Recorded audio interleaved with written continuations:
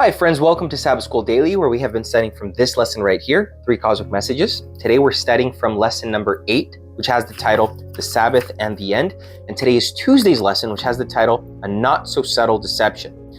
Today's lesson really revolves around the fact that God's enemy is doing everything in his power, everything in his might, to deceive people regarding the true Sabbath.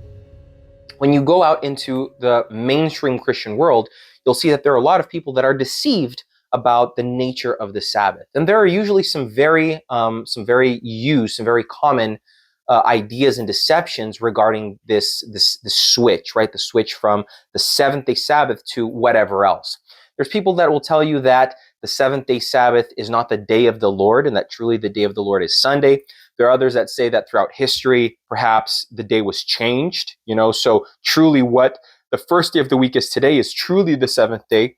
There are others that say that other authorities have changed the validity of the Sabbath. So, for example, you have the Roman Catholic Church that by their own authority, and it's not even a secret, they claim this on their own authority, that they have changed the day of worship from Saturday, the seventh day, to the first day.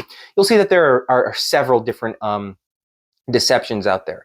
And it all comes from the foundation deception that the Sabbath is just an allegory. It doesn't really matter. What truly matters is that you rest on one day or, some day. There are even those that will boast and say that they worship on every day of the week, where, those who keep the commandments of God, that keep the Sabbath day holy, they only keep one day holy.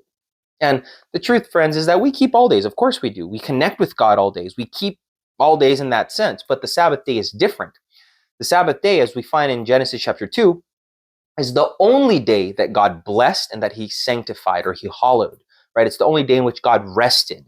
That means something. Do you think that God gets tired? Was he tired after the creation? The Bible tells us that God does not get tired. He doesn't get weary. So the fact that God rests, the fact that God blesses this day, that he sanctifies it, means that this is special time. It's a special day. If you take, let's say that you take two pieces of cloth. All right, you take one cloth, it's a towel. Let's say actually that these two pieces of cloth, they're made out of the same material. They have the same colors, but they're not the same design, right?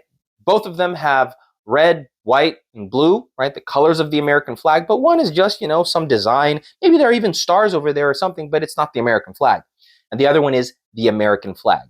Now, there was a time here in the United States where if you let the flag touch the floor, or if you stepped on it, that was considered an offense, right?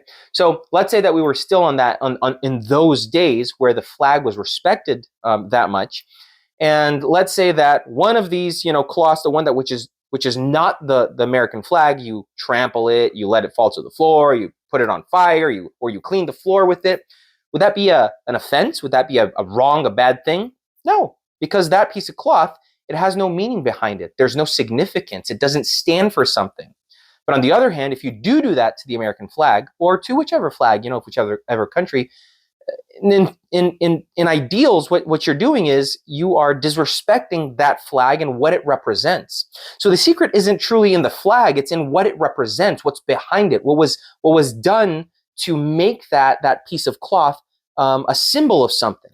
That is likewise to the Sabbath. The secret isn't only in the time itself, but what was done there. God hallowed it; he sanctified it.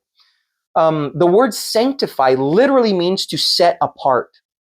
That's what the word literally means. So when the Bible tells us that God hallowed it, he sanctified it, that means that he's setting it apart.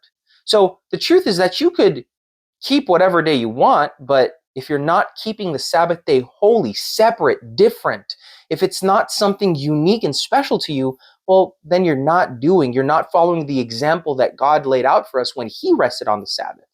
So I hope that today's lesson, it stimulates you to think a little bit more on those terms. Today's lesson really goes into the whole concept of the word yom, the Hebrew word yom, which represents one period of 24 literal hours that represent what God did on each day of creation and then on the Sabbath. That makes it abundantly clear that the week of creation was not an allegory. It wasn't just a parable. It wasn't just a myth or a story in the Bible that represents thousands or even millions of years. No, the Bible makes it very clear that the biblical week of creation happened in 7 literal days. 6 days of creation, 1 day of blessed and holy and spiritual rest. I hope that this was made clear to you by the study of today's lesson. Don't forget to look up the Bible verses. Don't forget to write down your answers to the questions and maybe your comments as well. That'll help solidify the information in your mind. Also, please remember to like, to share, and to subscribe to our videos. We release one every day, and I hope to see you again here tomorrow for another study of Sabbath School Daily.